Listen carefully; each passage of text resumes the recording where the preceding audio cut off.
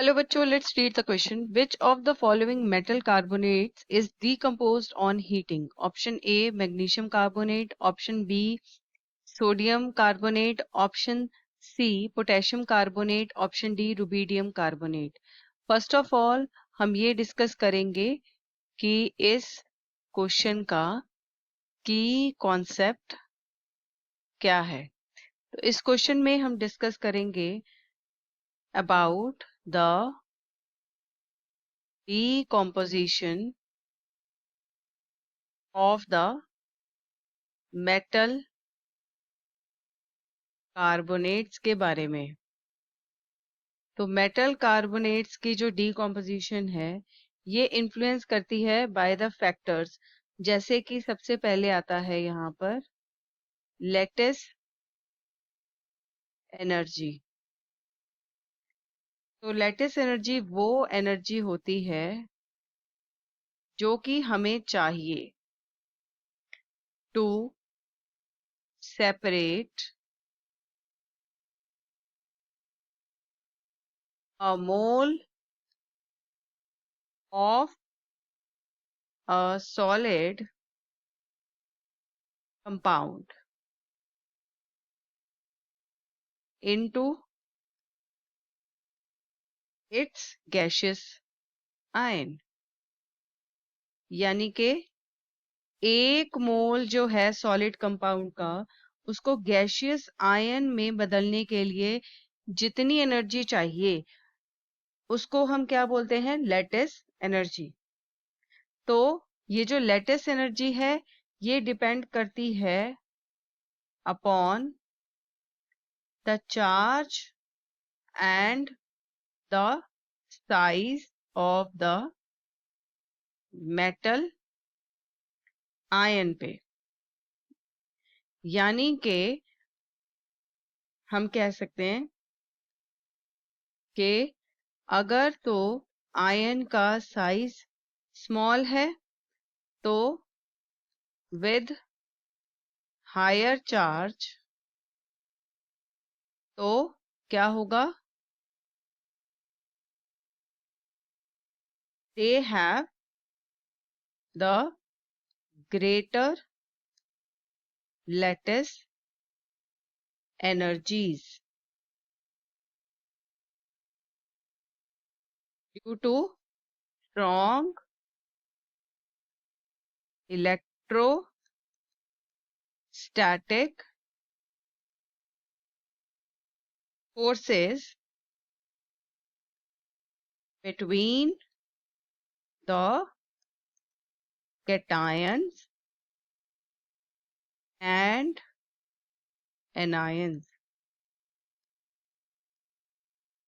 जो दूसरा फैक्टर है वो क्या है? वो है आयन का साइज। तो जो साइज है मेटल आयन का that significantly affects the thermal stability of the carbonate। यानी कि अगर कैटायंस का साइज छोटा होगा, जैसे कि मैग्नीशियम 2 पॉजिटिव, तो उनकी जो चार्ज डेंसिटी होगी वो क्या होगी? हायर होगी। और जिससे क्या होगा?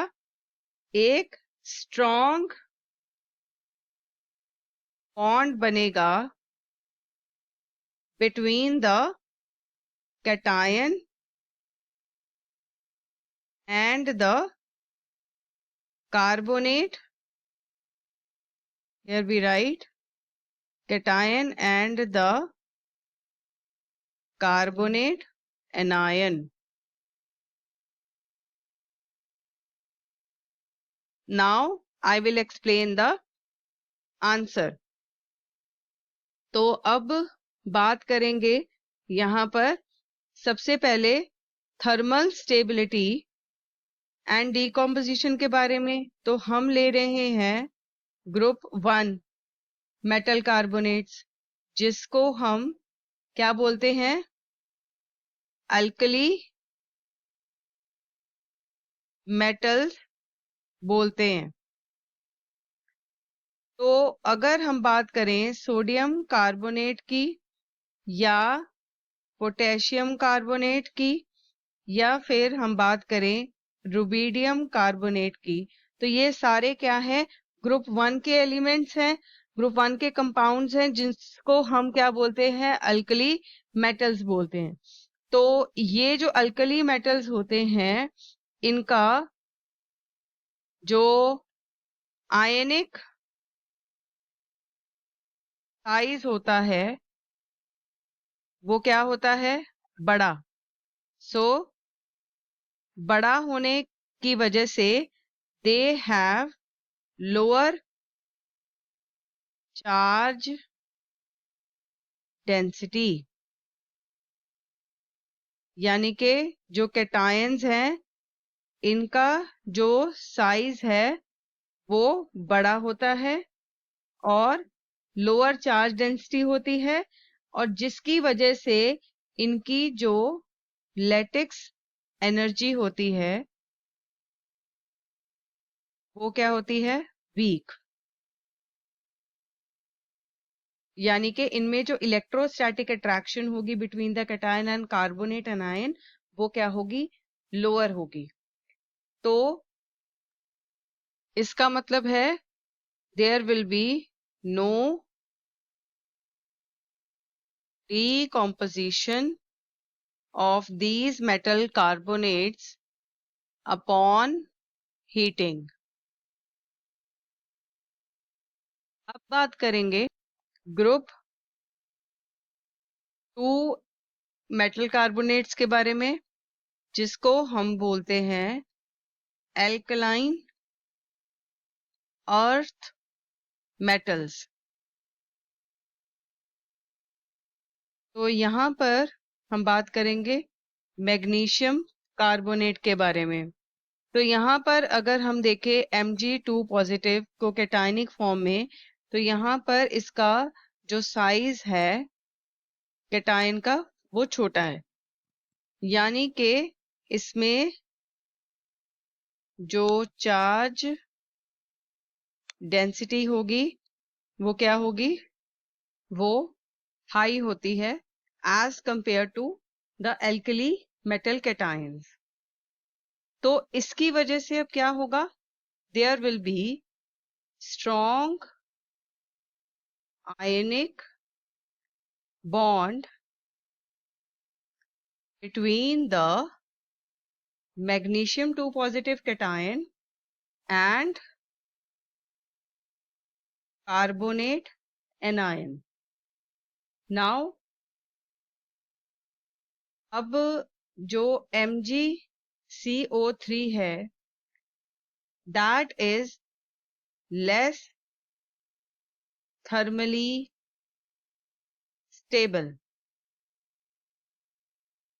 ऐसा क्यों होता है? Because of the high lattice energy। तो अगर हम रिएक्शन देखें जो डिकम्पोजिशन रिएक्शन है which will be MgCO3, ये सॉलिड फॉर्म में होगा, तो ये डिकम्पोज करेगा to form magnesium oxide in the solid state, और कार्बन डाइऑक्साइड गैस जो है वो इवॉल्व होगी।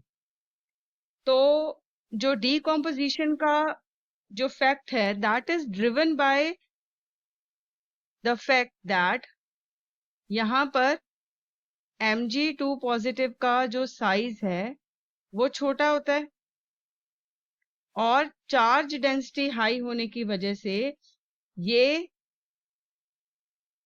स्टेबलाइज कर सकता है ऑक्साइड आयन को more effectively than the carbonate ion. तो यहाँ पर हम ये कह सकते हैं कि ऑप्शन नंबर ए जो है that will be the correct answer. I hope you have understood this answer very well. Thanks for watching.